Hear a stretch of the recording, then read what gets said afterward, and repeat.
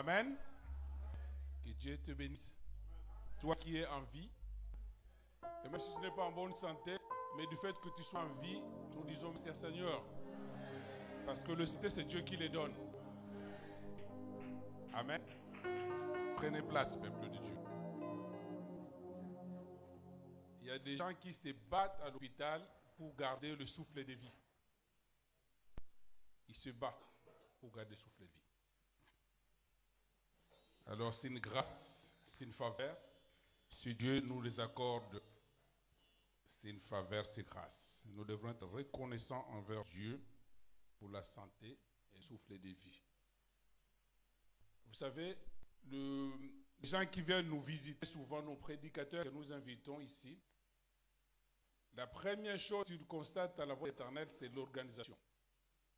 Il dit, si une église est organisée, chaque chose a sa place, chaque département fonctionne. Vraiment, je bénis Dieu pour cela, parce que ce sont les compléments qu'on reçoit à tous nos serviteurs. Donc, continuez, chaque département, continuez à œuvrer comme vous le faites, pour que le nom de Dieu soit encore une fois de plus élevé. Je vais enseigner et parler d'une manière prophétique par rapport à ce message de ce matin. Donc, sois attentif. Je vais attirer ton attention dès le début. Mais il y a... Et puis il y a la Sainte Seine. Donc en même temps, quand tu vas écouter la parole de Dieu, prépare-toi spirituellement pour cette table du Seigneur. Amen. Je vais inviter la sœur Richelle. Je ne sais pas si elle peut s'élever. La sœur Richelle.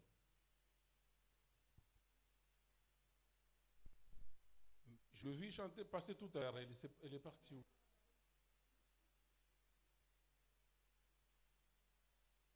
On va rester calme, tranquille, et écouter. Et je lui dis, la prédication de ce matin, elle est à toi. Maman Vierge, ça va? Tu seras guéri en sortant d'ici. Gloire à Dieu. On nous laisse la porte ouverte. Et une entrée qui va se faire ou comment?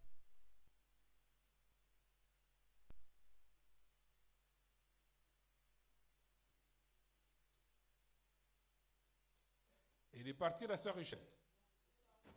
D'accord. Ça, Sandra, ça va? Que Dieu soit loué.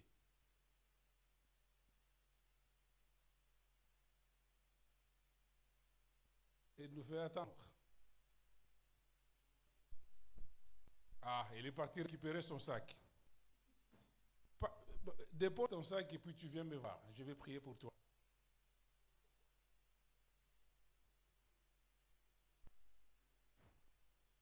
Je ne pouvais pas commencer la prédication sans te voir. Alors, ça va? Ça va très bien et toi? Ça va. Ça va, petit garçon? Oui. Alors, vous la voyez toute belle encore une fois de plus. Et regardez la beauté il y a 2 semaines. Il s'est passé quelque chose dans sa vie. Le père de ce garçon a dit oui.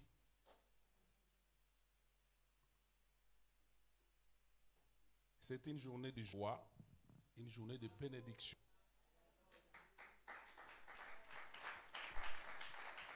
Alors, je ne savais pas qu'il a des talents cachés. Mais nous qui étions là ce jour-là, mais waouh! Vous savez, l'entrée de mariée, quand on rentre, elle est arrivée mais avec, je ne sais pas comment vous appelez ça, des ventailles. Mais là, enflammé la piste, mais c'était une façon de charmer son mari. Mais waouh! Va aller chercher s'il te plaît, ma fille.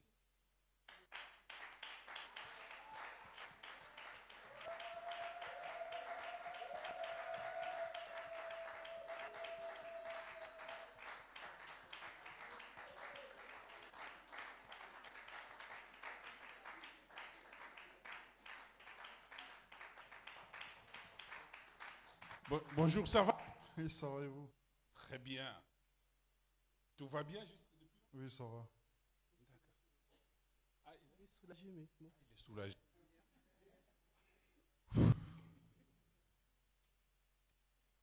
Il s'est passé quelque chose. Alors, nous avons l'habitude de présenter les jeunes mariés aux yeux de tout le monde et prier pour eux. Parce que vous avez commencé une bonne aventure, cette aventure-là, sans l'accompagnement des prières, selon notre foi, il est impossible de tenir. Donc je sais que ce jour-là, avec du monde qui était là, le pauvre, il se disait, mais qu'est-ce qui se passe? Mais je bénis Dieu parce que le zone qu'on vous avez pris, ah ouais, il a fait son travail. Mais toi, quoi, papa? T'es un peu timide? Non? Un peu. Ah ouais. Déjà, les Colmar, et pourtant, ils sont... Hein? Et la grâce, c'est que cette bénédiction ne peut pas se faire sans le parent. Les parents étaient là. J'ai apprécié une chose, je le dis ouvertement. Le papa de Richel, moi je suis quelqu'un qui observe. Mais même le jour de son baptême de sa fille, il est venu, il a dit, je suis là. Ça m'a touché. Je ne sais pas si lui avait fait attention, mais moi ça m'a touché. Il est là, papa, papa? Lève-toi, papa.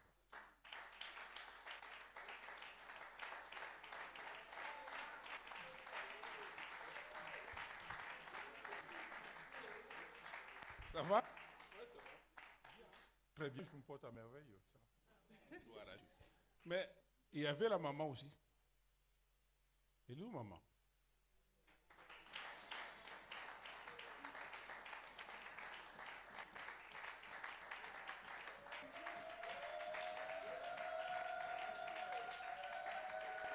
Toi aussi, ça va?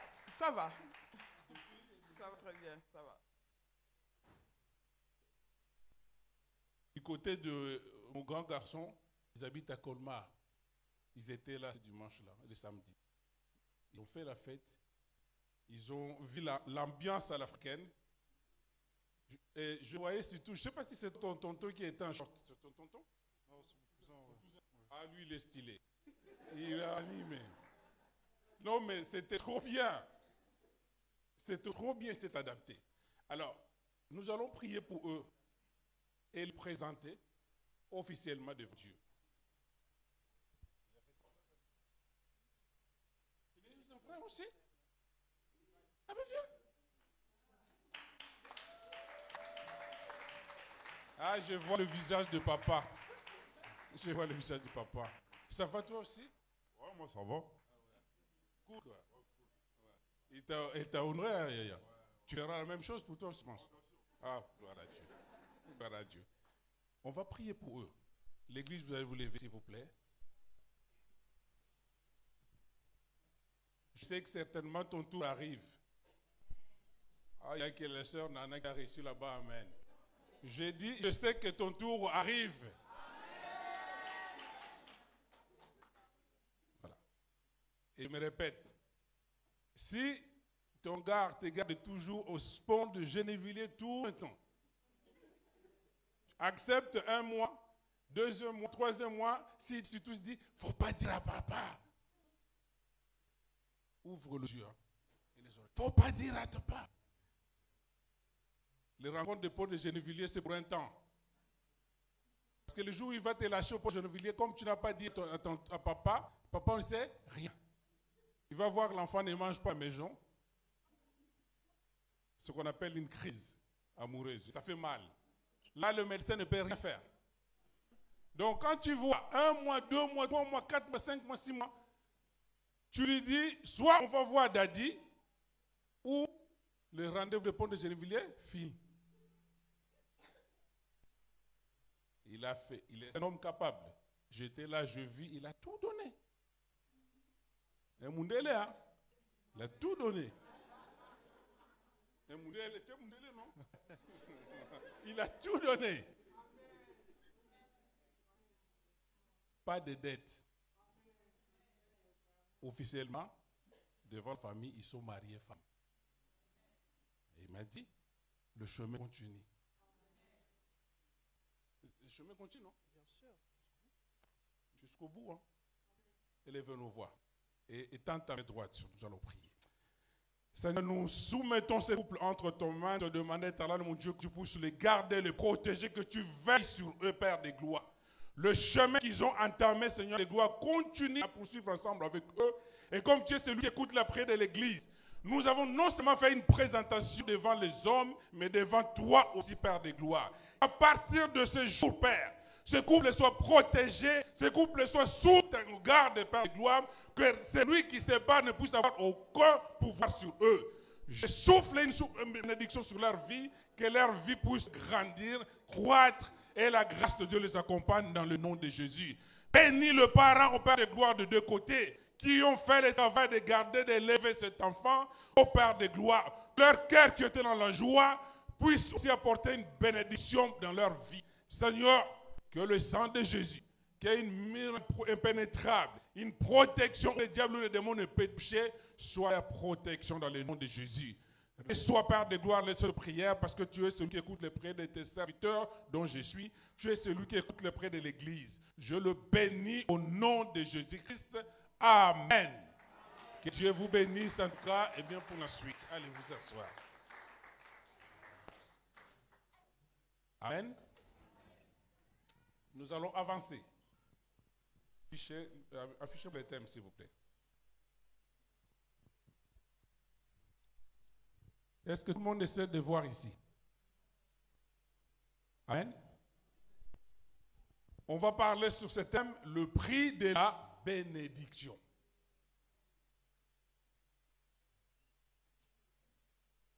On va calmer le monde, calmer tout le monde. Les enfants, calmez-vous. Laissez ceux qui arrivent tranquillement.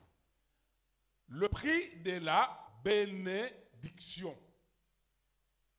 Alors j'ai envie de vous rappeler une chose. Dans la vie, il n'y a rien de gratuit.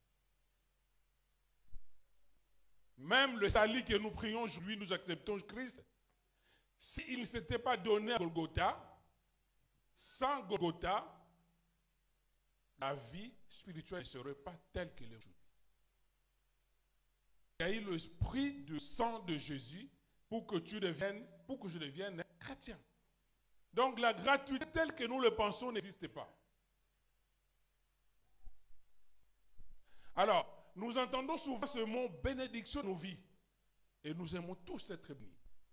Mais il y a un prix pour recevoir la bénédiction. Est-ce qu'il y a quelqu'un qui ne comprend pas ou qui parle une autre langue que le français? Parce que dernièrement, nous avons reçu des gens qui nous parlent que Swahili. Là, tout le monde me comprend, d'accord? Amen. Donc, je dirais que la bénédiction a un prix. Si tu veux recevoir une bénédiction, il faut pouvoir payer le prix. Donc, la gratuité, non, ça n'existe pas. C'est même le conseil que je donne aux jeunes sœurs. Quand tu vois un frère, un tonton te donne des cadeaux, prends avec précaution. Parce que sache qu'après, avec précaution, je dis, la gratuité n'existe pas. Amen. Si Christ lui-même s'est donné sur la croix, il a payé de son sang, sache que nous, les humains, derrière chaque cadeau, il y a toujours une pensée, bonne ou mauvaise. Mais en tout cas, la gratuité n'existe pas dans la vie. Nous allons prendre quelques versets, nous allons lire beaucoup de versets, mais je ne sais pas si nous aurons le temps de tout lire. 1 Corinthiens chapitre 16, nous prenons 1 à 9.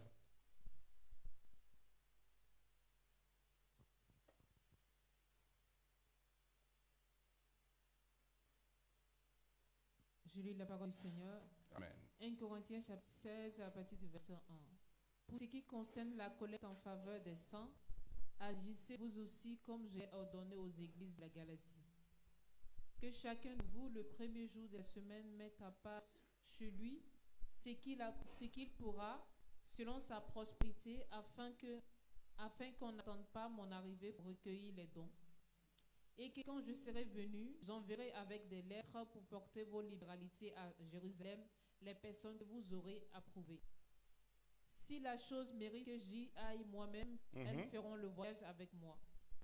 J'irai chez vous quand j'aurai traversé la Macédoine, quand je traverserai la Macédoine. J'irai chez vous quand je vais traverser d'abord la Macédoine.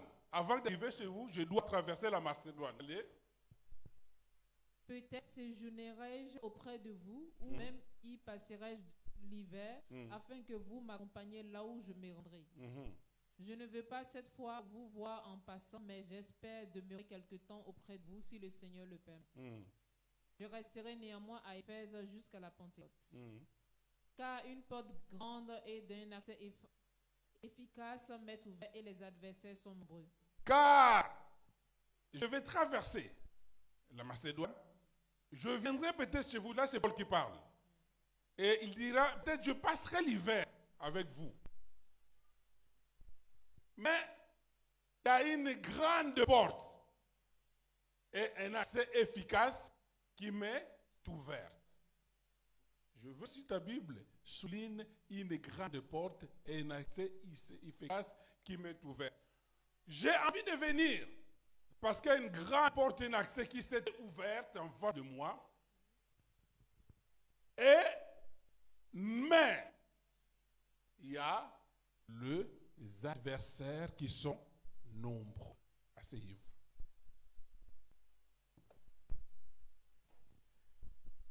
Je vais parler de ce qu'on appelle, comme je l'ai dit tout à l'heure, le prix de la bénédiction. Alors, je vais introduire ainsi.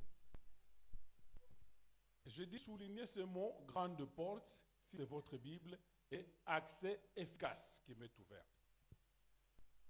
On se pose souvent cette question-là. Premièrement, Dieu m'avait dit, je serai béni.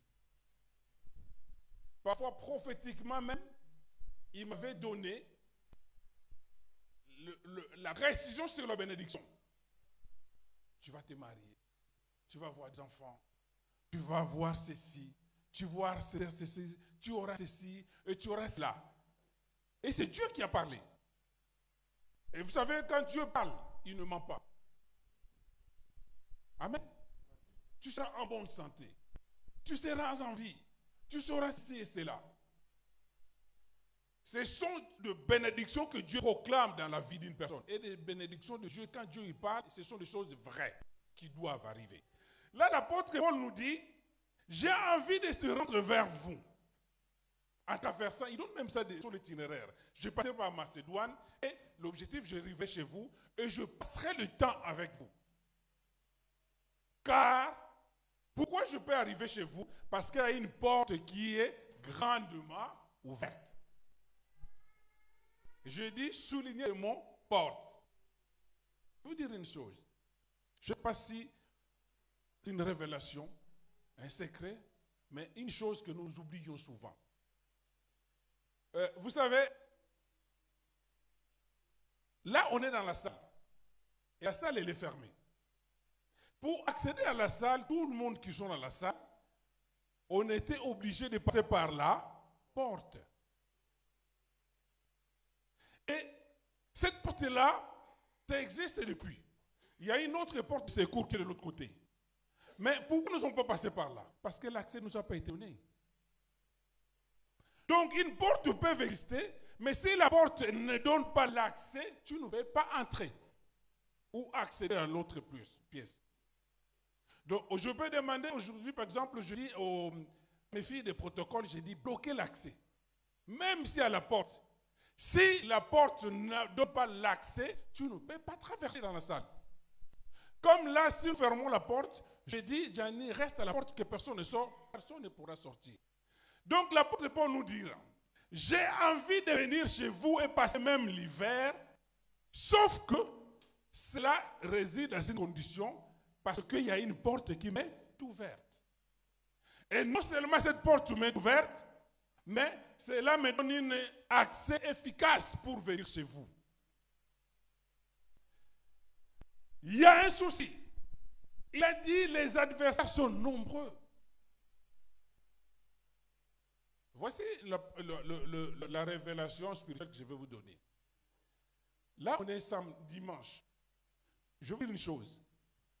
Ce n'est pas tout le monde qui était samedi en vie sur terre et accéder aux journées de dimanche. Non. Donc, pour passer d'une journée à une autre, il faut passer par une porte. Cette porte-là te donne l'accès d'arriver à tel jour. Tu peux faire de plans et de projets. Si la porte du jour, pour passer du dimanche au lundi, ne te donne pas l'accès, tu n'arriveras pas lundi. Est-ce que vous êtes en train de me comprendre? Alors, pour passer d'un lieu à un autre, on est obligé de passer par une porte. Et cette porte-là doit être accessible. Même s'il y a la porte, mais si la porte n'est pas accessible, tu ne peux pas accéder d'un lieu à un autre. Donc pour passer d'une semaine à la semaine prochaine, nous sommes obligés de passer par une porte. Il y a des portes visibles qu'on appelle des portes spirituelles, comme celle-là, et des portes invisibles qu'on appelle des portes spirituelles.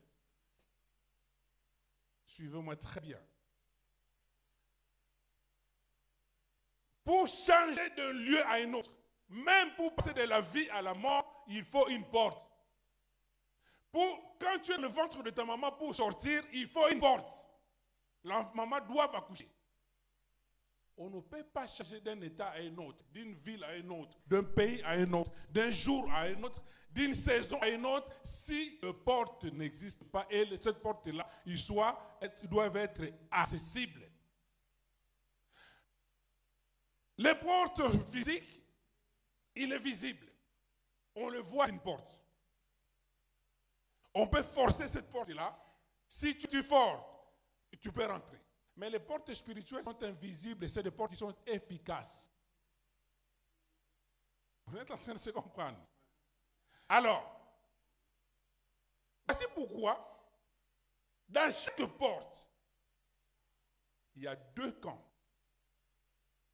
L'homme fort et l'adversaire. Dans chaque porte de ta vie, dans chaque porte physique, dans des pays qui sont bien structurés, organisés, pas comme nos pays, mais ces pays, des pays comme ça, les endroits les plus surveillés sont les portes d'entrée d'un pays. Est-ce qu'on est en train de se comprendre? Je vais capturer votre attention. Donc, des pays qui ne sont pas comme, voilà, je ne vais pas citer de noms, mais ces pays-là, mais des pays structurés comme la France, les États-Unis, tous ces pays-là, on peut laisser tranquillement le banlieue, même si ce n'est pas grave. Mais le porte d'entrée d'un pays, ce sont des lieux stratégiques. On va citer les aéroports. On va citer les ports. On va citer les frontières terrestres.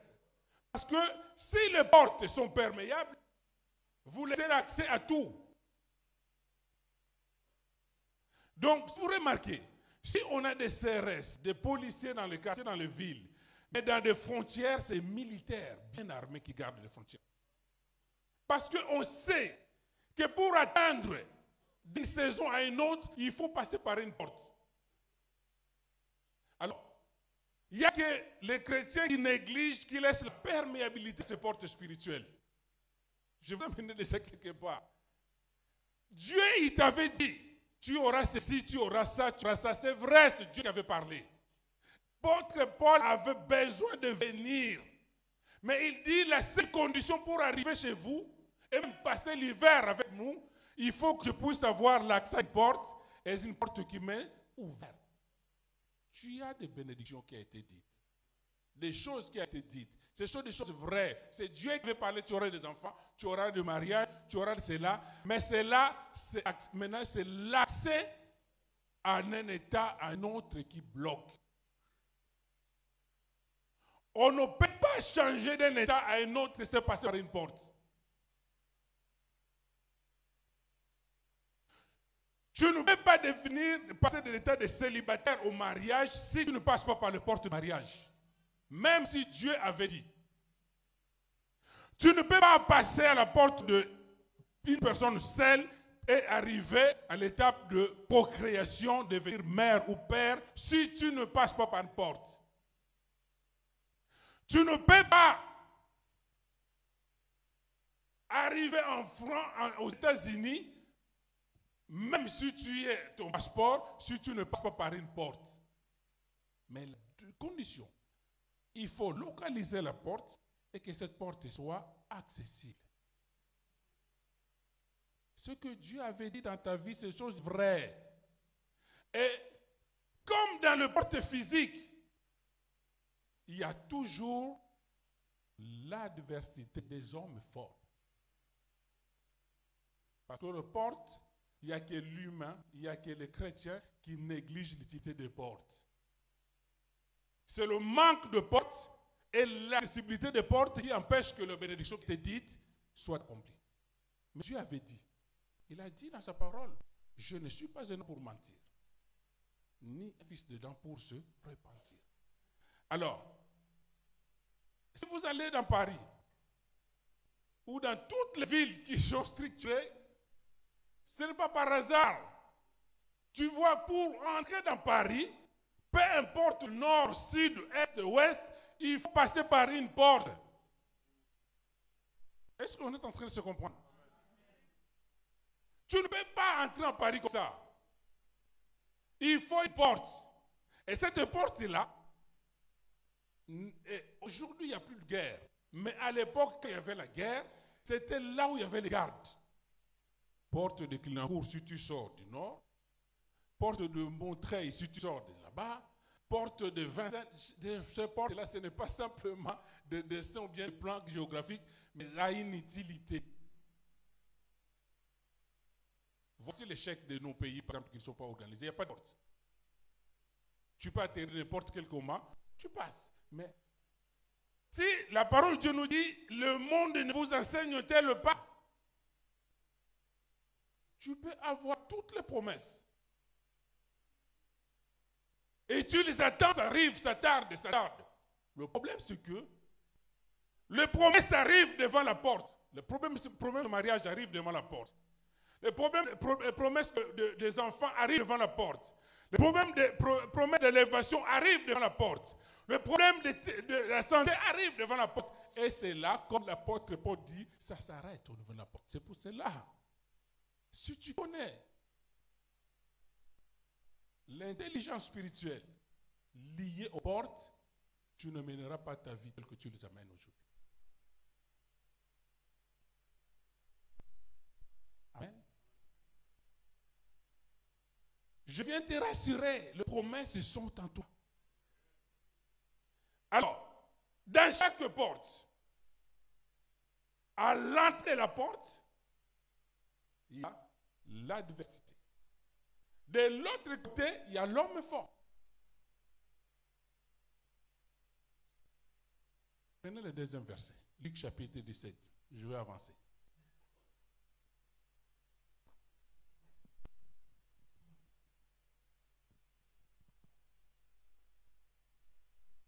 Suivez très bien, très bien.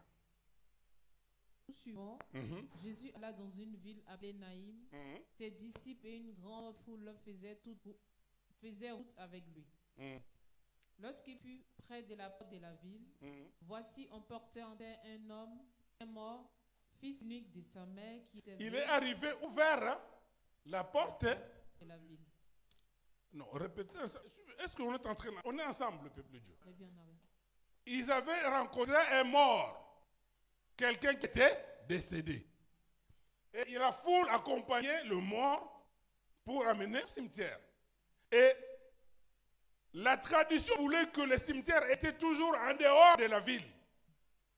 Et là, ils arrivent continuellement vers la porte. De la ville. De la ville, oui. Voici, on portait en terre un mort, fils unique de sa mère, qui était veuve, et il avait avec elle beaucoup de gens de la ville. Le Seigneur, l'ayant vu, fut ému de compassion pour lui et lui dit, ne pleure pas. Verset 14, il s'approcha et toucha le cercueil. Ceux qui le portaient s'arrêtèrent et dit, jeune homme, je te le dis, lève-toi. Jésus arrive. Il rencontre la foule. J'avais même prêché un très bon message à un moment donné sur la rencontre des cortèges.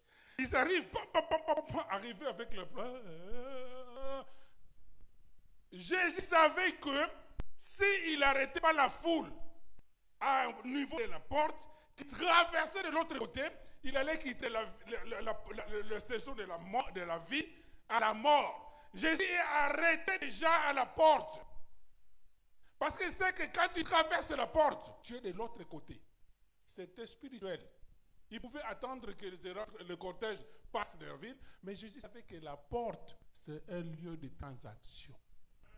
Voilà pourquoi il a arrêté le cortège juste devant la porte. Parce qu'il sait que s'il laissait le cortège traverser de l'autre côté, il allait quitter la ville et la vie pour passer du côté de la mort. C'est un coin stratégique. C'est un lieu stratégique. C'est la source de non-accomplissements de toutes les promesses que tu as. Ce sont des promesses vraies. Des jeûnes et des prières que tu as fait, ce sont des choses, des jeûnes et des prières que Dieu avait agréées. C'est vrai. Mais l'accès de la porte et localiser la porte te permet de passer de la vie que tu as à une vie future.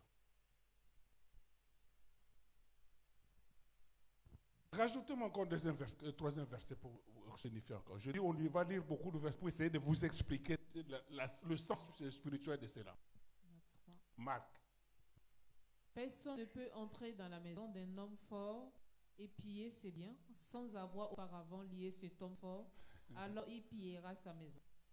Personne ne peut rentrer dans ta vie et piller ta vie et toutes tes bénédictions sans pouvoir confronter à un homme fort. Je déclare, à partir de maintenant, que tu sois l'homme fort de ta maison, de ta famille, au nom de Jésus. Que tu sois l'homme fort de ta maison, de ta famille. Tu diras, stop, tu ne peux pas piller ma famille et ma vie sans que vous me rencontrez, notre Jésus. La maison, quand une maison, que ce soit physique ou spirituelle, est perméable dans le domaine spirituel, c'est une grande porte que tu laisses aux démons et aux esprits. Et c'est l'échec et les non-accomplissements de tes biens, tes besoins, tes promesses. La porte physique, encore on peut ne pas la fermer, c'est pas grave. Parce qu'aujourd'hui, par exemple, il y a des portes qui sont blindées, si tu les claques, ça se ferme. Mais une porte spirituelle, si tu ne fermes pas cette porte spirituelle, l'accès de l'autre côté des bénédictions, parce que je me répète, je l'ai dit, pour passer d'un état à un autre, on est obligé de passer par une porte, que ce soit physique ou spirituelle.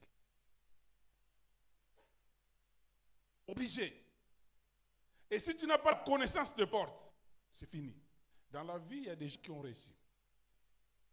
Qui ont réussi dans leur vie. Et nous, souvent, que ce soit côté spirituel ou matériel, chrétien ou païen, on fait souvent la raccourci. Quand quelqu'un réussit, oh, il a touché au fétiche. Quand quelqu'un, il a gagné, il a bien réussi son mystère, oh non, il est dans le loge. Non! Pas forcément. Quelqu'un qui a réussi, il a fait deux choses. Premièrement, il a compris autre chose que les gens n'ont pas compris. Je ne sais pas si vous avez compris. Quand quelqu'un réussit bien sa vie, ou sa vie, son ministère, tout ça, il a compris quelque chose que tous les gens là n'ont pas compris. La deuxième chose, il fait autre chose que d'autres personnes ne font pas. Il faut avoir ce qu'on appelle une intelligence spirituelle dans la vie. Dieu me bénit. Il m'a dit telle chose. Il m'a compris telle chose. C'est vrai, j'aurai ceci, j'aurai ceci, j'aurai ceci. Mais il faut deux choses. Premièrement, il faut localiser quelle est la porte qui va m'amener vers telle bénédiction. Tant que tu n'as pas localisé la porte qui t'amène à telle bénédiction. Parce que chaque bénédiction ou chaque état a une porte spécifique. Voilà pourquoi ça fait des années, tu t'es arrêté, ton mariage s'est arrêté devant la porte. Tes enfants pleurent devant ta porte. Parfois, il t'arrive de faire des songes, je me suis vu, je suis dans tel état. Spirituellement, tu es déjà rentré dans cet état-là. Mais Dieu reste bloqué devant la porte. Amen.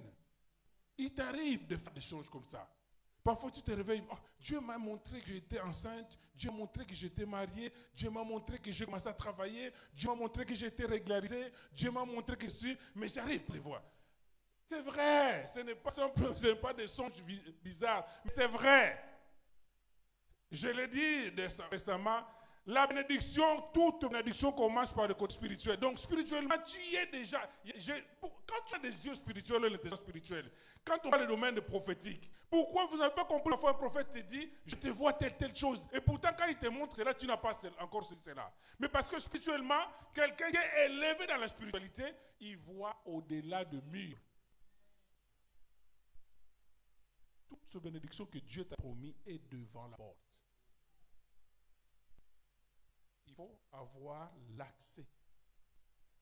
Comment avoir l'accès pour que cette bénédiction rentre? Si tu saisis l'intelligence spirituelle, les gens diront de toi, tu es devenu bizarre. Parce que la parole de Dieu nous dit, quand tu pries, et quand Dieu t'écoute, il t'exauce. Donc si tu comprends comment ouvrir chaque porte dans tel domaine, tu demandes à 7h, à 8h, tu es exaucé. Je crois que quelqu'un a compris ce que je viens de dire. Tu demandes à 10h, à 11h, tu es exaucé. Parce que aussitôt que tu demandes, si la prière est formulée avec les bonnes conditions selon Dieu, il t'exauce. On a eu un homme dans la parole de Dieu, ceux qui lisent la Bible. Lui, il a prié. Réellement, le même jour qu'il avait prié, la bénédiction est arrivée. Mais il ne voyait pas la bénédiction arriver. Mais il continue à chercher, il se dit, mais qu'est-ce qui se passe? Dieu nous ouvre les yeux, il lui dit, depuis 21 jours, ta bénédiction a été bloquée dans le ciel. À la seconde que tu demandes quelque chose selon la volonté de Dieu, Dieu te l'a déjà accordé. Tu es déjà mère. Tu es déjà marié, tu es déjà régularisé, tu es déjà en bonne santé, et cela s'est arrêté devant la porte. L'apôtre Paul dit, je suis plus, si Dieu permet que j'arrive. Mais pour que Paul arrive, il lui faut un accès. Un autre verset, donne-moi encore, je vais multiplier les versets pour vous faire comprendre ces points-là. C'est là où vous avez l'échec. Saisir la porte, localiser l'entrée de la porte. Éphésiens chapitre 6 à partir du verset 1. Enfants, obéissez à vos parents selon le Seigneur, car cela est juste. Honore ton père et ta mère, c'est le premier commandement avec promesse, afin que tu sois heureux et que tu vives longtemps sur la terre. Mettez ce verset à côté, hein? Gardez, j'arrive. Gardez ce verset-là à côté. Si vous avez votre Bible, ne fermez pas la Bible, gardez cela. Frères, sœurs, il y a un Dieu qui créa la terre et les cieux, qui est le Dieu véritable, qui ne ment pas. Mais je n'arrive pas à comprendre pourquoi parfois les chrétiens ne cherchent pas à méditer la parole pour comprendre les choses. Frère, quand tu dis un mot, Dieu dit un mot, la chose s'accomplit. Et ça, c'est une vérité. Mais pourquoi cela n'arrive pas? Avez-vous déjà posé cette question-là? Chaque bénédiction, je me répète, ça ne peut pas passer par... Ça ne tombe pas du ciel. Ça passe toujours par une porte. Ça passe toujours par une porte. Toute bénédiction qui n'est pas passée par une porte, c'est des bénédictions éphémères qui ne dureraient jamais. Mais toute grâce, toute bénédiction, je l'ai dit aujourd'hui, là on est dimanche, je crois, il est 12h05. Pour arriver lundi à la même heure, tous qui sont là, nous devrons passer par la porte qu'on appelle la porte de la vie. Ceux qui ne passeront pas par la porte de la vie, ils resteront ce dimanche à minuit.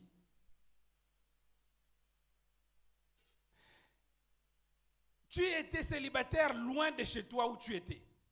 Le mariage, pour que ça te localise, il faut ouvrir le mariage te localise. Il faut maintenant saisir le mariage localisé. Maintenant, je vais ouvrir. Si toi-même, tu n'ouvres pas ta porte, le mariage restera. J'ai un verset, je ne sais pas si je l'ai donné aussi. Attends, j'arrive. C'était dans... Je crois que je l'ai donné, ce verset.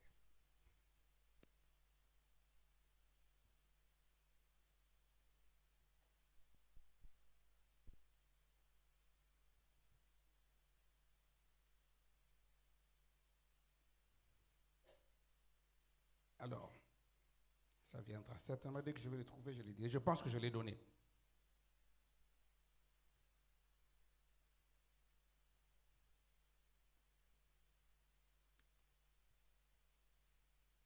Je vous ai donné le verset de Proverbe 18. D'accord, gardez ça, on arrive. La porte physique s'ouvre par une clé. Si tu n'as pas la clé, la porte physique ne peut pas s'ouvrir. Ça, c'est la clé, c'est le principe. Mais la porte spirituelle a besoin de 5 clés. 5. Dès lors que tu saisis ces 5 clés, les gens seront étonnés de toi. En fait, ils vont se dire, mais qu'est-ce qui s'est... Comme je le dis souvent, nous les chrétiens, nous faisons le raccourci, ils vont dire, mais et là où il a touché au fétiche. Parce que tout le bénit, tout lui sourit. Première chose, apprends à partir de maintenant spirituellement à localiser chaque porte concernant ta bénédiction. La deuxième chose, récupère les 5 clés qui permettent de s'ouvrir ta porte. Dieu ne nous a pas compliqué la vie. C'est parce que nous ne cherchons pas à creuser et à comprendre Dieu. La porte physique, je dirais, ça s'ouvre par une clé. Tu ne peux pas entrer si la clé n'est pas mise à la bonne place. Et on peut avoir, cette porte-là, une clé. On peut ramener tous nos clés de la maison, essayer d'ouvrir cette porte-là, ça ne va pas s'ouvrir. C'est de la même manière la porte spirituelle. Il y a certaines choses, les chrétiens ont été mal enseignés. Au moindre problème, tu mets ta vie, jeûne et prière. C'est bien. Mais même dans le monde des démons, Dieu a dit, certains démons seulement qui sortent par des jeunes. Hein? D'autres esprits, tu peux recevoir ta délivrance sans gêner. Tu peux le recevoir sans gêner. Mais comme dans la vie, les chrétiens, on nous a dit, pour avoir le papier, il faut gêner. Pour avoir le mariage, il faut gêner. Pour avoir le travail, il faut gêner. Moi, je ne sais pas. Mais moi, je n'ai jamais gêné pour mon mariage.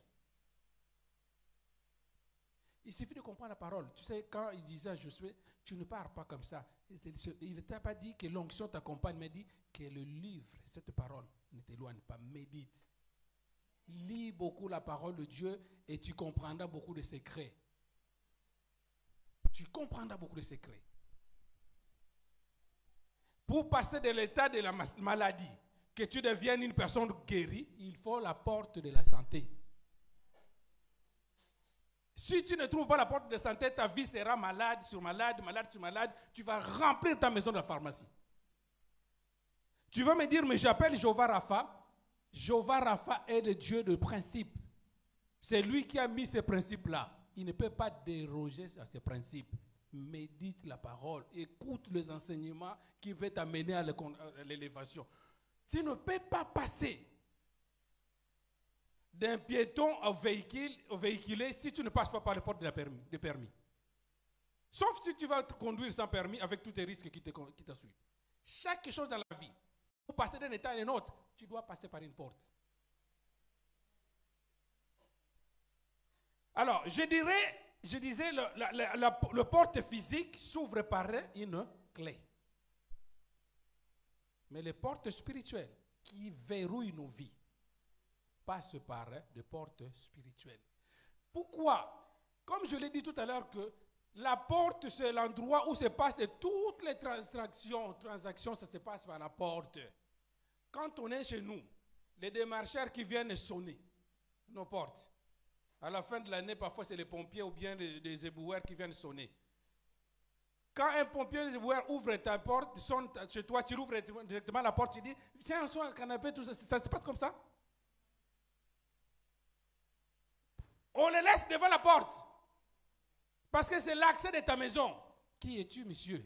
Ah, je suis pompier volontaire. Ah, voilà. Ça s'arrête là-bas. Si tu veux les donner, tu les laisses devant la porte et tu vas chercher ton porte-monnaie, tu les donnes. Ça ne se passe pas comme ça chez vous?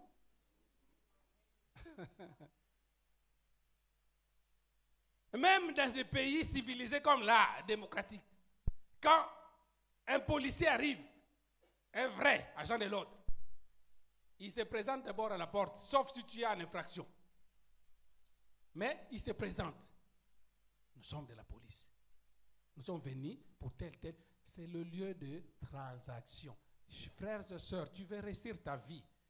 Ne joue pas avec l'accès de ta vie, ce qu'on appelle des portes spirituelles. L'échec de ta vie, ce n'est pas forcément les sorciers. Mais tu as laissé grandement ouverte ta porte, tout esprit passe. Sans les positionner devant la porte qui est tu. À partir d'aujourd'hui, quelqu'un frappe sur ta porte spirituellement, la première question à le poser, qui es tu? La deuxième question, tu es venu faire quoi? Et c'est seulement au bout du troisième que tu décideras de l'ouvrir ou fermer. La deuxième chose que j'ai envie de vous rappeler, à partir de maintenant, comme à l'entrée de ta porte, il y a l'adversité, sois l'homme fort, résiste devant la porte. Vous savez, même le monde nous enseigne. Quand tu vas dans une maison, dans un appartement, dans tout ça, la chambre parentale est toujours à côté de la porte. Pour savoir surveiller le vase vient. C'est spirituel. En fait, tout ce que Dieu t'avait promis, c'est vrai. Mais le lieu de la transaction est vide. Allez-y dans des maisons bien, des gens qui sont riches, tous ceux qui ont beaucoup de biens à protéger. Tu ne peux pas rentrer chez eux comme ça. Déjà, un portail là-bas, il y a déjà un vigile, un gardien. Tout le lieu est sécurisé, le bureau ici en Europe, tout ça. Tu verras, il y a déjà des gens qui veillent. Donc, pour atteindre le patron, il faut d'abord toucher ces gens-là. Mais toi, pour atteindre ta vie, ils n'ont même pas besoin de l'homme fort. Deviens l'homme fort de ta vie à partir de maintenant. Ce n'est pas normal qu'elle puisse piller ta famille chaque année. Tu ne fais qu'enterrer. Non. Ferme la porte de la mort.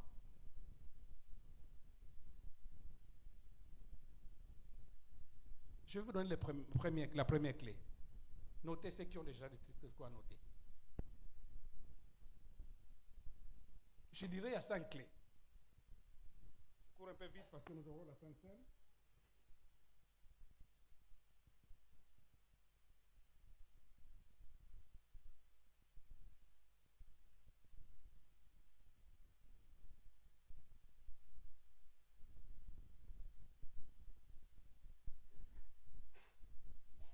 La première clé, c'est que j'ai intitulé la reconnaissance de la paternité.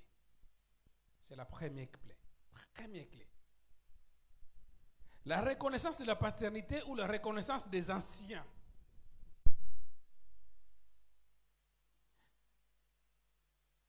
Dans cette porte-là, cette clé-là plutôt, nous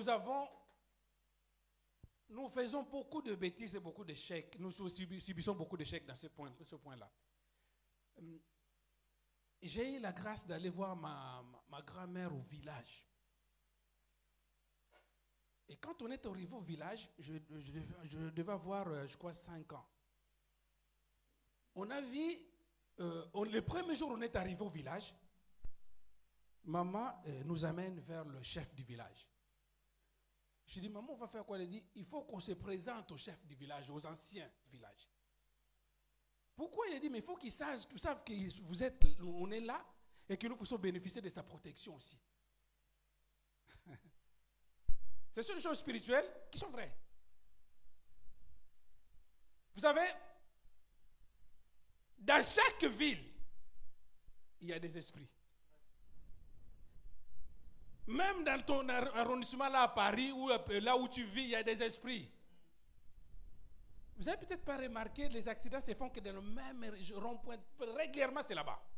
Il y a des esprits. Alors, pour rentrer dans une ville où dans un pays, si tu veux faciliter la clé de posséder cette ville-là, passe par les anciens. Les jeunes, aujourd'hui, vous savez, nous, quand on est arrivé en Europe, on n'a pas beaucoup souffert. Pourquoi?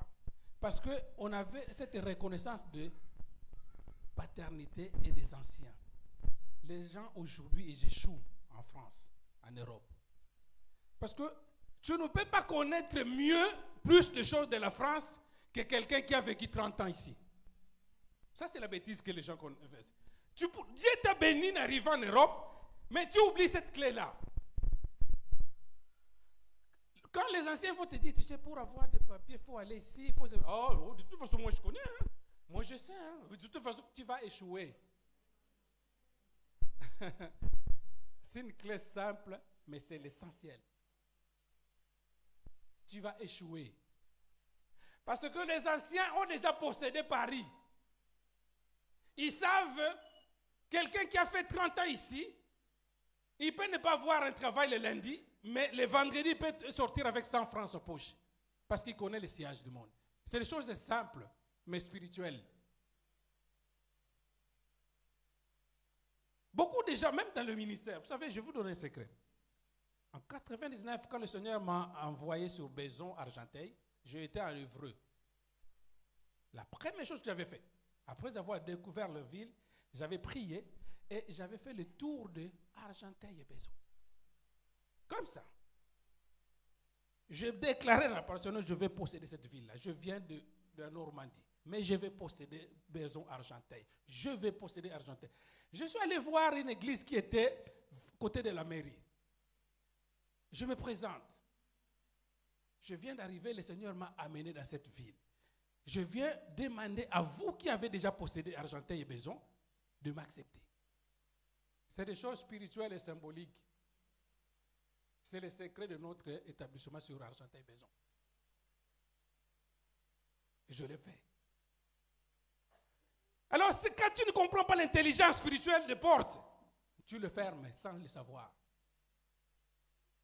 Moi, j'aurais ces bien-aimés qui sont au premier étage. La première chose qu'ils devraient faire, c'est de venir nous voir.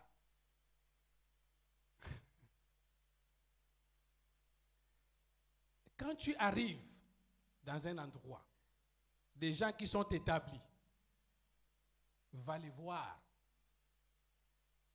Demande leur bénédiction, c'est la première clé que tu es en train de saisir. Les versets que nous avons lus tout à l'heure, enfant, obéissez à tes parents. Que tu vives longtemps, que tu sois heureux. C'est la première clé de la réussite d'un enfant. Vous allez remarquer, tous les enfants qui sont désobéissants à leurs parents, ils ont loupé la première clé. Or, pour que la porte de destinée de ta vie s'ouvre, peu importe ce parent-là, qu'il soit athée, qu'il soit chrétien, qu'il soit alcoolique, qu'il soit quoi, mais il détient la première clé qui peut ouvrir ta vie. Des paroles qu'il va prononcer, ça va te suivre toute ta vie. Parce que ce parent-là, cet ancien-là, il n'a pas réussi ses pouvoirs de lui, mais le mandat de Dieu sur la vie. Je vais te donner un conseil. Il y a certaines bénédictions qui risquent de s'ouvrir dans ta vie subitement. Quand tu pries, tu gênes, c'est rien. Va voir un aîné. On ne va pas le main vide quand on va voir un aîné. Quand on va voir un parent. Amène quelque chose.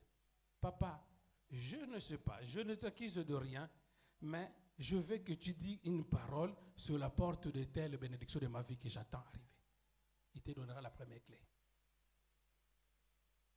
Ce n'est pas encore trop tard si tu es encore là-bas. Un parent peut être spirituel, tout peut être physique, biologique.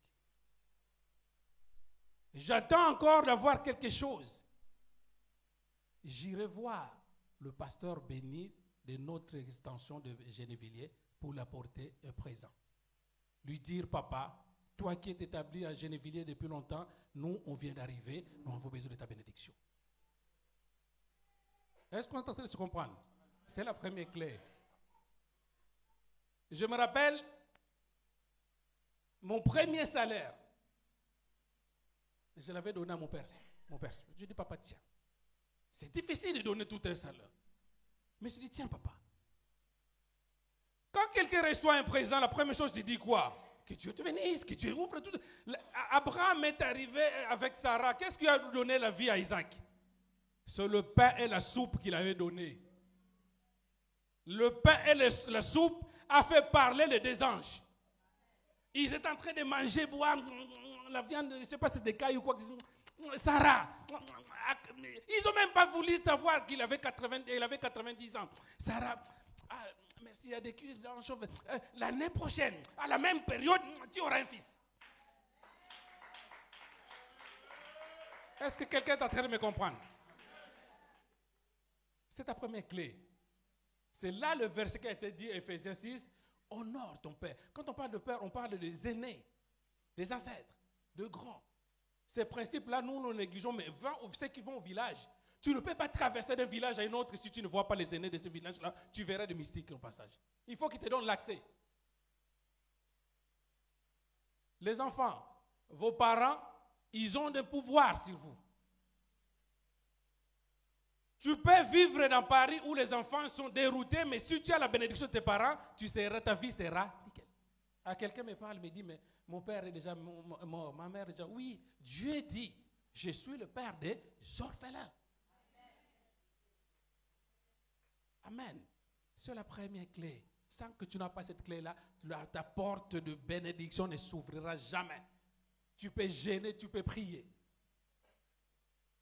On va se dire qu'aujourd'hui, nous sur Argenteuil, sans prétention, on est des aînés, des grands. Pourquoi? Parce que chaque ville a des esprits, des hommes forts et des adversaires. Et quand tu résides dans un endroit plus longtemps, tu possèdes cette ville-là. Tu vas voir la bénédiction sur ton mariage, s'ouvrir quelque chose de... Va voir les aînés. Ce n'est pas une dîme, ce n'est pas une action de grâce, ce n'est pas quoi, mais tu viens demander, Père, ouvre la porte.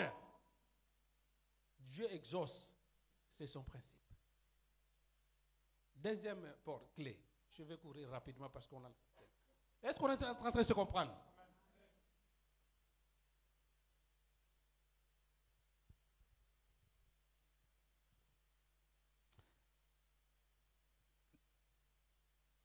La deuxième clé, donc dans le premier clé, c'est là où on avait noté Ephésiens chapitre 6, versets 1 à 4.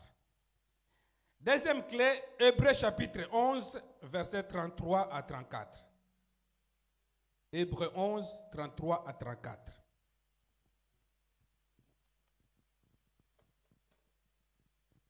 Qui par la foi vainquit les royaumes, exerçait la justice, obtint des promesses, fermait des gueules des lions, éteignit la puissance du feu, échappait aux tranchants de l'épée, guérit de leur maladie, fut vaillant à la guerre et mis en fuite des armées étrangères. Remonte un peu le verset, je vais vous rappeler quelque chose. Qui par la foi, la deuxième clé, c'est la foi. Tu peux avoir toutes tes promesses. Si tu n'as pas la foi, zéro. Quand on parle de la foi, c'est une croyance ferme à Dieu. C'est-à-dire même quand je me réveille le matin, et pourtant Dieu m'avait dit hier soir que je suis guéri, mais je me réveille, j'ai encore un peu de courbature, j'ai dit ça c'est le risque du diable et moi je suis guéri.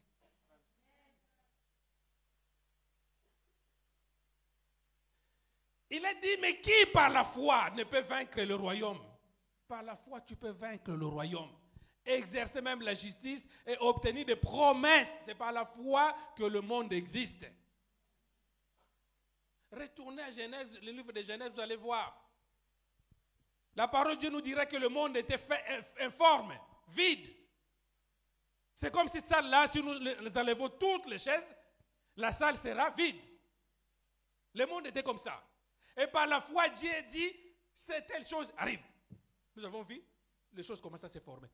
La foi, ce n'est pas... J'entends certaines personnes, j'ai la foi, mais au moindre... Ça, ce n'est pas la foi. Peut-être la foi de bœuf, la foi de mouton, je ne sais pas c'est quoi. Mais la foi avec I, ça ne tremble pas devant les situations. Parce que dans la foi, c'est Dieu.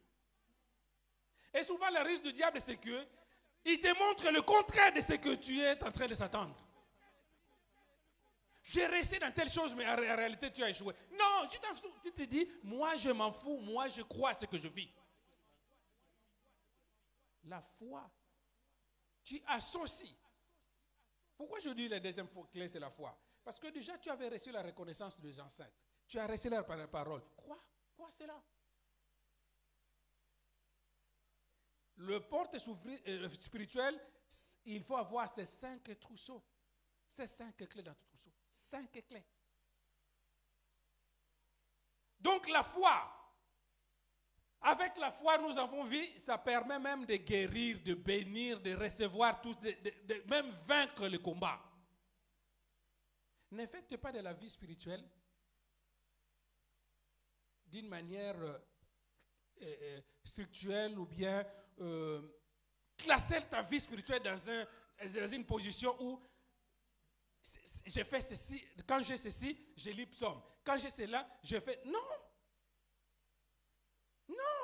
Même, je veux dire, même les jeunes, ce n'est pas mauvais. Mais il faut gêner avec l'écoute de Dieu, à l'écoute du Seigneur. Sinon, c'est des temps perdus que tu fais. Il y a une publicité qu'on nous disait passer à la télé un jour, à un moment donné, on nous dit que les antibiotiques n'est pas systématique, je ne sais pas quoi. C'est pas automatique. Mais ça, c'est que nous, les Africains, kosu, antibiotique. Fièvre, antibiotique. Mal à la jambe, antibiotique. À un moment donné, vous savez, il y a des gens, au moindre douleur, ils prennent le Doliprane, ça calme. Mais quand tu avais tout pris, le Doliprane, ça ne te fait rien. Le Spasfoco, tu n'en parlons pas. Tu es obligé de rester à des comprimés comme Isprime et tout cela. Parfois même l'Isprime, ça ne passe plus. C'est pareil des choses spirituelles. Quand tu as des mots qui t'attaquent, ils sont habitués à tes gènes. Quand tu fais 30 jours, 40 jours, 50 jours, et tu vas commencer à maigrir, juste au même moment de me dire, qu'est-ce qui se passe? Dieu a payé le prix à Golgotha. Il suffit de comprendre comment il fonctionne. Comment il fonctionne. Ce que tu as demandé est derrière la porte. Ça ne rentre pas chez toi parce qu'il y a l'adversité. Maintenant, ouvrez-le, porte. 3e clé. Je ne sais pas si c'est la 3e, 4e, je ne sais pas. 4e clé, c'est ça? 3e. Alors, la 3e clé, j'ai un verset à vous donner aussi. Proverbe chapitre 18, verset 16. 3e clé, c'est la générosité. La générosité. J'insiste sur ces mots. Être généreux dans la vie, ça ouvre les portes. Proverbe chapitre 18, verset 16. Les présents d'un homme lui élargissent la voie. Le présent, les cadeaux d'un homme élargissent le voie. Les cadeaux d'un homme élargissent le voie. Donc, c'est-à-dire certaines personnes, comme je dirais, les cadeaux de Sarah et Abraham a élargi les voies. Mais souvent, je me suis déjà dit, je ne sais pas si c'est ici ou à Villeneuve. Tu sais, il y a certains déblocages d'autres problèmes de nos vies ne passent pas par la prière, ni par des jeûnes. Pose des actes. Pose des actes. Il y a une dame qui, chaque année, elle ramène du présent au Seigneur. Ça, c'est pour la protection de mes enfants. C'est important. Matthieu encore chapitre. Il donne le cadeau des hommes. Vas-y, reprends. Retourne là où on était. Le présent ou le cadeau d'un homme lui élargissent le voie. Ça te ouvre le voie. Et il lui donne accès auprès des. Mais c'est que le diable nous dit souvent, ah non, il ne faut pas donner. Ah non, il ne faut pas être généreux dans la vie. Ah non, à chaque fois que je donne, personne ne me le rend. Non, n'écoute pas cette voie-là. Certains cadeaux peuvent te donner l'accès au cours des grands. Comme dans le monde spirituel ou physique. Ça peut te donner l'accès. Pourquoi? Le problème, c'est que nous donnons, mais avec la main droite et la main gauche qui savent. Mais si tu le fais en bonne et due forme, ça ouvre le voie et ça te donne l'accès aux grandes choses. Sans prier, sans gêner. J'entends souvent certaines personnes dire ces mots-là souvent, ceux qui ne prient pas, ils n'iront pas au ciel. Vous serez étonnés, vous allez voir, il y aura plus de blancs au ciel que les noirs. Je ne suis pas raciste, mais je vous le dis. Pourquoi? Parce que cette mamie blanche-là, elle ne vient pas dans l'église, elle ne prie pas. Mais chaque fois, elle met 500 € au téléthon pour sauver le malade. Est-ce que vous avez compris? Mais toi et moi, nous sommes présents, nous donnons 1 €. Mais elle les donne pour la recherche. Elle n'est pas malade. Parfois, elle n'a pas d'enfant. Tu crois que Dieu, Dieu, il est juste. À partir de maintenant, commence à aider. Les pauvres, les gens, de ceux qui sont à tes côtés, donne sans compter. Ça te ouvrira le voile, c'est la 3e clé. Pourquoi? Parce que quand tu donnes, j'avais suivi ce témoignage d'une maman, d'une femme qui était atteinte de drépanocytose. J'arrive à l'hôpital parce que je fais des visites à l'hôpital en tant qu'aumônier. Cette femme-là m'a dit, papa, pasteur, les recherches sont en train d'avancer. Mais j'ai réussi le traitement grâce au don de Téléthon. Que Dieu bénisse ces gens. Toi et moi, nous ne donnons jamais un Téléthon. Déjà, si les offrandes, nous avons du mal à donner, mais un Téléthon, on ne donnera jamais. Donne argent, ça te ouvre le porte. Il y a certains jours, tu vois que tu n'as rien. Et un autre témoignage, je vais vous donner. Il y a une soeur qui avait 16 ans de stérilité. Elle a tout fait. L'endométriose confirmée. Il y avait sa voisine, une mamie de 90 ans. Elle est partie toquer à la porte, elle lui dit, mamie, à partir d'aujourd'hui, je viendrai faire le ménage chez toi. Madame me dit, mais je n'ai pas de moyens, je suis pauvre, je vais aider les associations. Mais il a dit, je viendrai gratuitement. Elle a fait le ménage chez cette mamie-là pendant 3 mois. Au bout de 4 mois, Dieu l'a visité. Sans gêner, sans prier. Matthieu chapitre 2, je ne sais pas, je vais donner notre verset chapitre 2.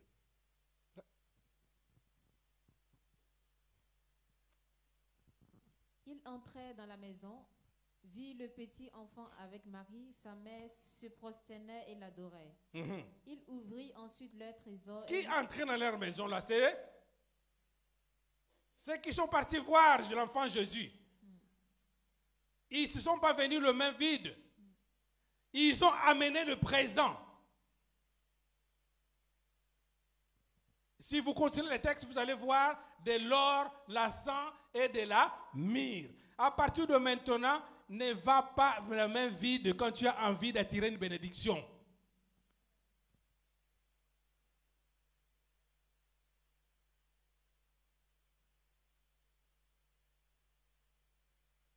Cinquième clé.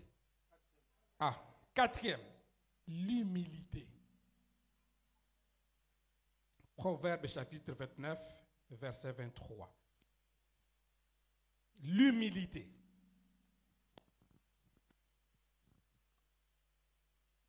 Rapidement, Proverbe.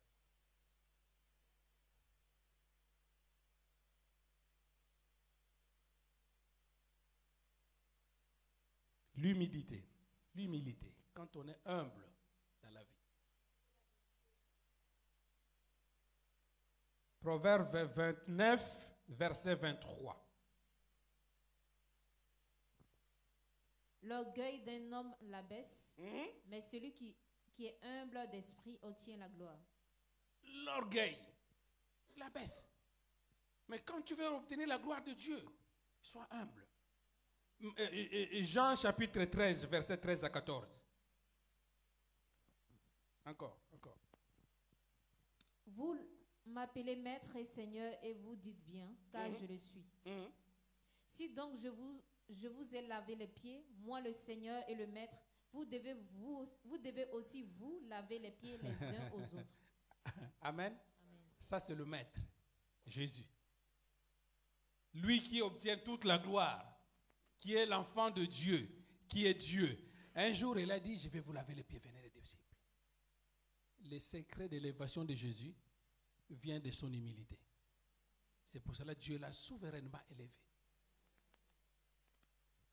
Lui, Dieu, c'est comme moi aujourd'hui, je mets une bassine ici, je dis, je vais vous laver les pieds. Amen. Dieu lui a dit, si moi, vous m'appelez maître, je vous montre l'esprit d'humilité. À combien vous? À combien vous? Tu n'as pas à gêner, ni parfois à prier. Ce n'est pas mauvais de gêner de prier, mais c'est une recommandation du Saint-Esprit. Mais j'ai envie de parler à quelqu'un ce matin, que certaines bénédictions que tu attends sont devant la porte, parce qu'il te manque la clé d'humilité. Sois humble dans la vie. Sois humble. L'humilité ne sont pas simplement l'esprit. Les gens croient que l'humilité, c'est l'esprit de faiblesse. Non, c'est l'esprit de grandeur. L'humilité, c'est l'esprit de grandeur. Et dans la grandeur, il y a l'élévation. Parce que celui ou celle qui s'humilie, Dieu l'élève automatiquement. Christ est le Dieu, il a lavé les pieds de ses disciples. Et Dieu l'a souverainement élevé. Parce qu'on a parlé de la générosité, on a parlé de la reconnaissance des anciens. Mais déjà quand tu es comme ça, moi. Mais Dieu a pitié de toi parce qu'il sait que s'il le donne, ça sera comme ça. Et s'il donne encore, ça sera la vie où tu vas mourir. Il te dit, il faut même que je laisse cette position-là. Moi,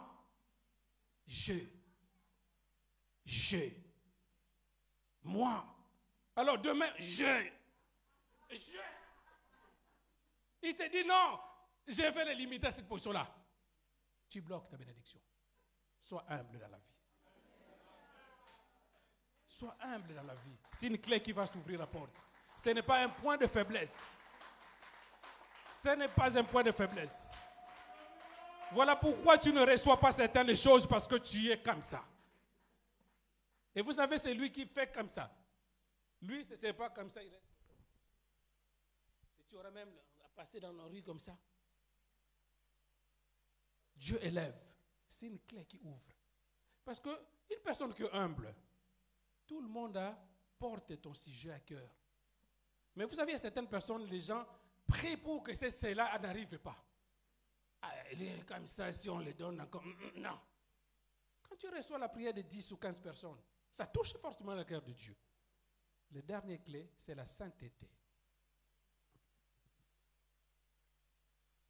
Cette dernière porte, clé, sois saint, comme notre Père est saint. Je parlais des portes ce matin. Je disais que le porte le plus compliqué, c'est le porte spirituel. Quel est ton problème ce matin? Quelle est cette bénédiction que le Seigneur t'avait promis qui sont encore devant la porte? Où les adversaires bloquent? Je dirais tout à l'heure que devienne l'homme fort à partir de maintenant. On a dit dans la parole de Dieu que pour entrer dans une maison et piller la maison, il faut que tu arrêtes l'homme fort. Je l'ai dit et je le déclare. Hier, autrefois, il rentrait dans ta famille, il pillait ta famille comme il se le faisait. Aujourd'hui, il devient l'homme fort. Tu dis, tu ne pourras pas toucher ni à mes enfants, ni à mon père, ni à ma mère, ni à ma famille. Et l'homme fort, il est difficile de le vaincre. Parce que l'image de l'homme fort, c'est Christ. La deuxième chose, je dirais, à partir de maintenant, tu peux même oublier de fermer ta porte physique, mais n'oublie jamais de fermer la porte spirituelle de ta vie. Et ne laisse plus jamais n'importe qui rentrer dans ta vie. C'est comme nous avons la précaution. Quand quelqu'un sonne à la porte, on cherche d'abord à savoir qui tu es. À partir d'aujourd'hui, quand quelqu'un sonne à ta porte spirituelle, pose-lui la question, qui es-tu? Et qu'est-ce que tu viens faire? Il y a un dernier verset pour clôturer. Apocalypse 3, j'avais donné Apocalypse, c'est ça? 3. Verset 20, je crois.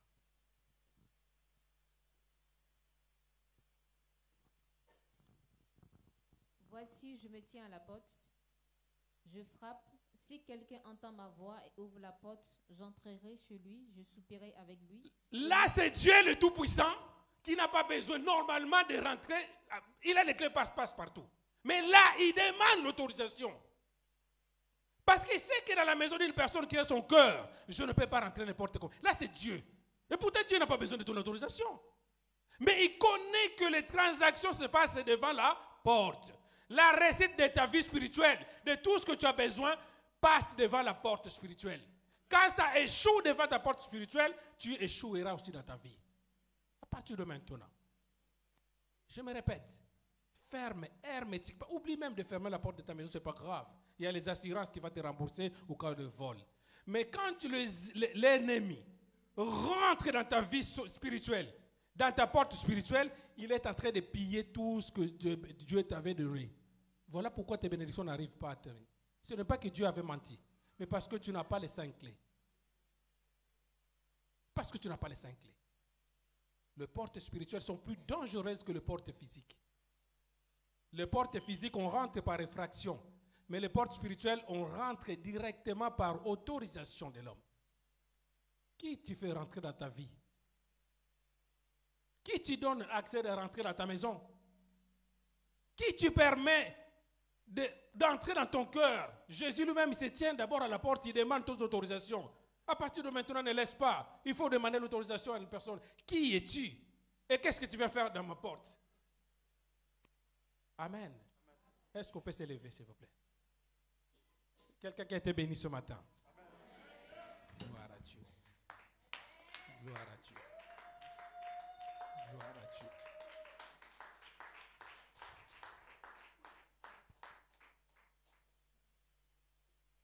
Gloire à Dieu. Mets seulement ta main droite sur ton cœur. Je vais déclarer une parole en même temps que nous puissions passer à la table du Seigneur. Mets ta main droite sur ton cœur. Ils sont où les musiciens? Passez les chanteurs, passez vous allez exceptionnellement. Chantons gloire, gloire, gloire, gloire à l'agneau. Oh, chantons gloire, gloire, alléluia, gloire, oh, gloire.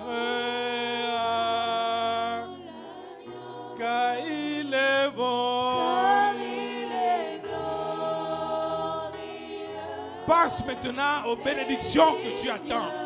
Pense aux bénédictions qui sont bloquées à la porte. Pense à cette bénédiction que tu attends. Aujourd'hui, nous allons les débloquer au nom de Jésus. Oh, nous élevons nos voix pour l'adorer. Oh, l'agneau est souverain. Oh, car il est bon. Car il est glorieux. Oh, et digne de régner. Oh, l'agneau est souverain.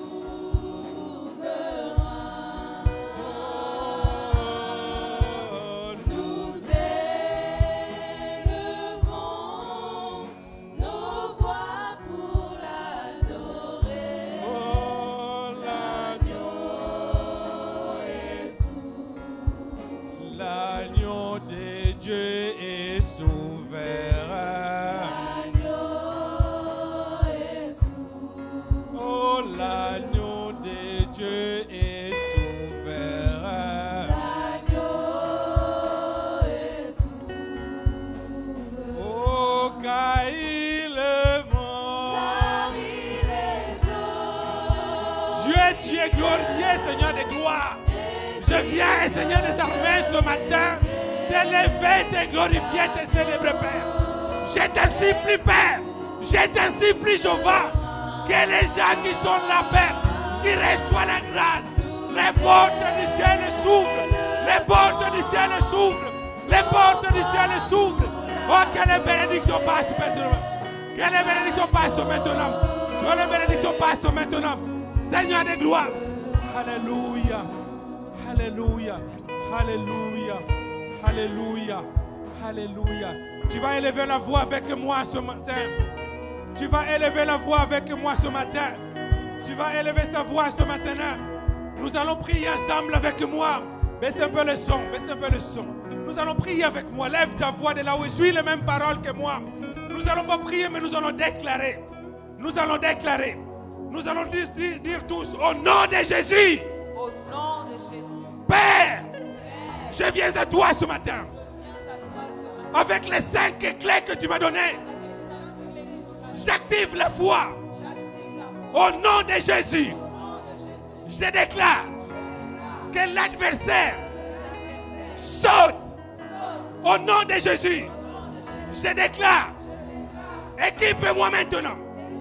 Que je devienne l'homme fort de ma maison, de ma vie, de ma famille, de la vie de mes enfants.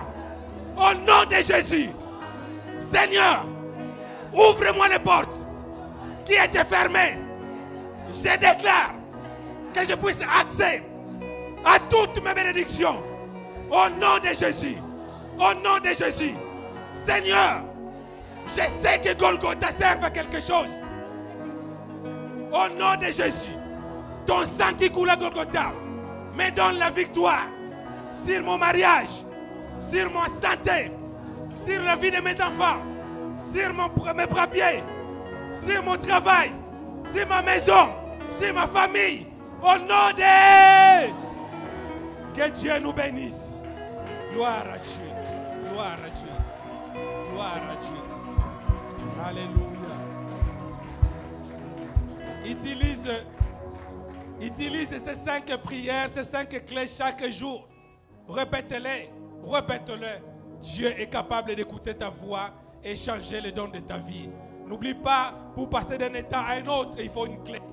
Aujourd'hui, que les clés de ta vie te soient accordées au nom de Jésus-Christ. Nous allons avancer pour ceux qui sont préparés à la Sainte Seine. Reste debout. Pour toi qui es préparé spirituellement sur la Sainte Seine. Nous venons d'apprendre les ouvertures de la vie, de portes de nos vies. Pendant ces quelques minutes, je te donne 1 minute, 2 minutes. Prie pour cette Sainte Seine. Tu diras, Seigneur, que toutes les portes de ma vie qui étaient bloquées s'ouvrent immédiatement à partir de cette clé. Au nom de Jésus. Prie toi qui es en train de se préparer pour la Sainte Seine.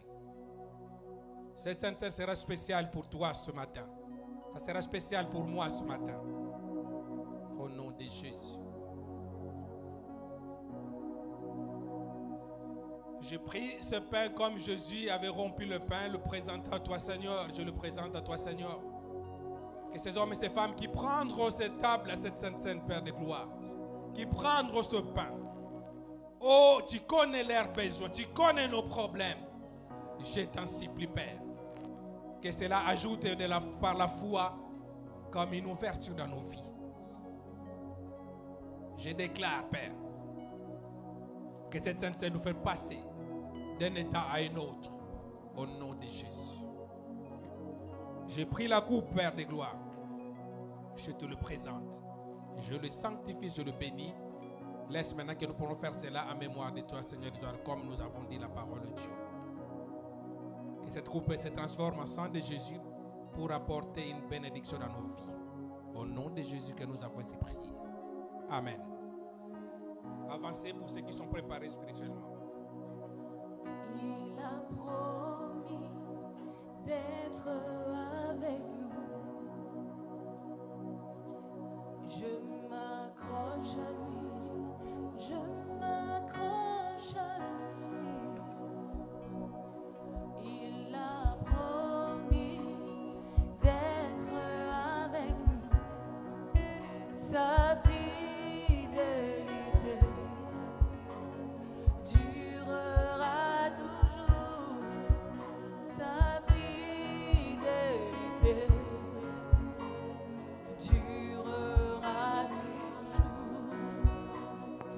Dieu nous bénisse. Il a promis d'être avec nous. Oh, je m'accroche à lui. Je m'accroche à lui. Il a promis d'être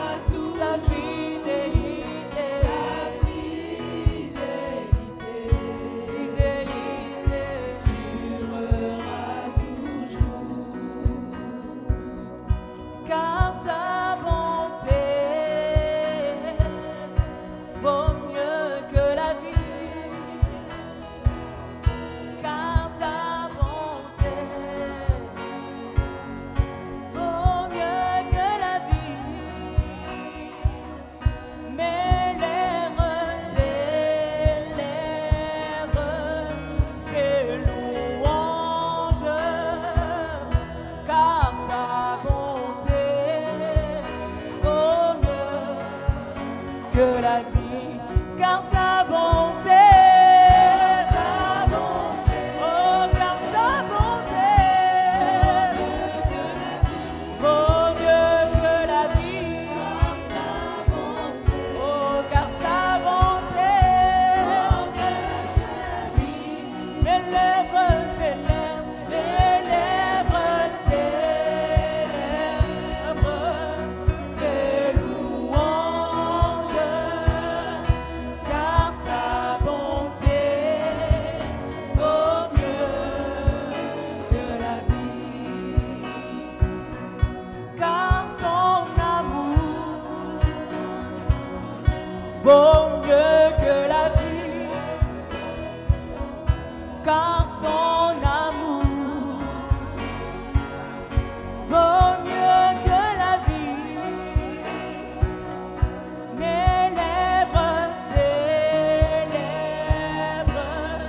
ses louanges, car sa bonté vaut mieux que la vie, car sa bonté. Chantons que sa bonté, oui, elle vaut mieux que la vie, oh, car sa bonté, alléluia. Mes lèvres célèbrent ses louanges, car sa bonté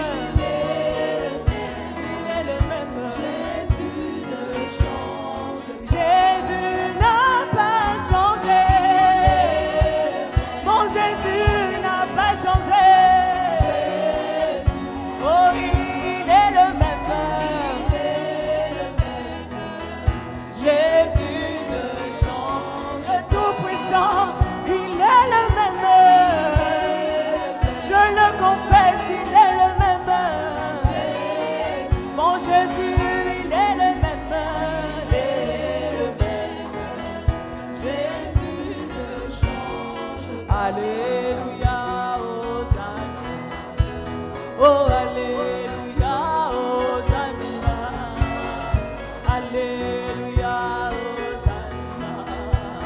Oh, Alléluia, Hosanna. Alléluia. Oh, nous chantons Alléluia. Oh, oui, nous chantons Alléluia. Oh, célébrons-le. Alléluia. Oh, oui, nous célébrons Jésus. Oh, oui, nous célébrons le roi des rois. Oh, élevons Alléluia. Jésus est ressuscité. Mon Jésus est ressuscité. Oh, mon Jésus est vivant. Mon Jésus est vivant. Mon Jésus, il est vivant. Nous chantons Alléluia. Nous chantons Alléluia. Nous chantons Alléluia. Yesu yonde makasi nanga.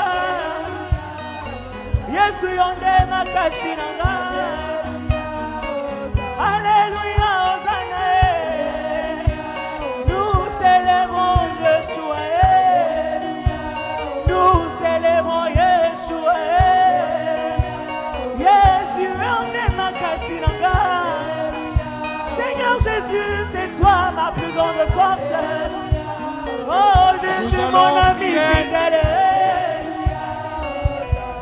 Alléluia. Seigneur Dieu Tout-Puissant, nous célébrons ton nom pour cette journée spéciale, le Pentecôte, Père de gloire. Cette journée spéciale, Père de gloire, quand nous parlons de Pentecôte, nous pensons exactement de ce qui s'est passé au Père de gloire ces jours-là dans le livre des Actes des Apôtres.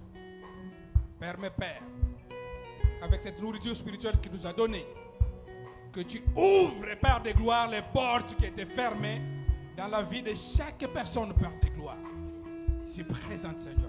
Que cette Sainte Seine ne soit pas simplement, comme tu dis de faire, en mémoire de toi, Seigneur des armées, mais que cela soit une éclat spécifique qui ouvre maintenant toutes les portes de nos vies au nom de Jésus.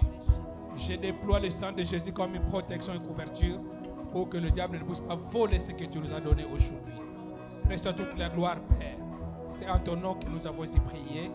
Amen. Que Dieu vous bénisse.